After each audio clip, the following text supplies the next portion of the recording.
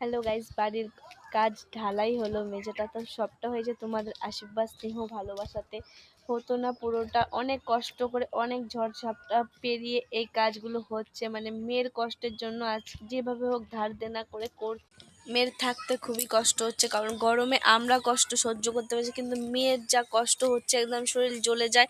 সের জন্য মানে ধার দেনা করে এখন টোটাল ৮০,০০০ টাকার মাল নেওয়া হয়েছে। আর আমরা শুধু ২৫,০০০ টাকা দিয়েছি, আর বাকি টাকাটা এখনো দিতে পারিনি, কারণ আমার ফেসবুক থেকে আর ইউটিউব থেকে কম টাকা ঢুকেছিল, বেশি টাকা ঢুকেনি। ধারে মাল নিয়ে এসেছি, এখন দিতে পারছি না, মানে খুবই সমস্যাতে আছি। তোমরা একটু প্লিজ আমার পাশে থাকো আর সাপোর্ট করো, কারণ মেয়েটার জন্য আমি কষ্ট করে ঘর করছি, কারণ মেয়েটা খুবই কষ্ট করছে। আমরা না হয় কষ্টটা সহ্য করতে পারছি, কিন্তু মেয়ে পারছে না। তার জন্য একটা বাথরুম বানাতে যেয়ে এখন পায়খানাটা করছি, আর বাথরুমটা সরকারের রাস্তায় পড়েছিল, লোক এটা ওটা বলছে, সেজন্য বাথরুমটা ভেঙে দিয়েছে। আর মাঠে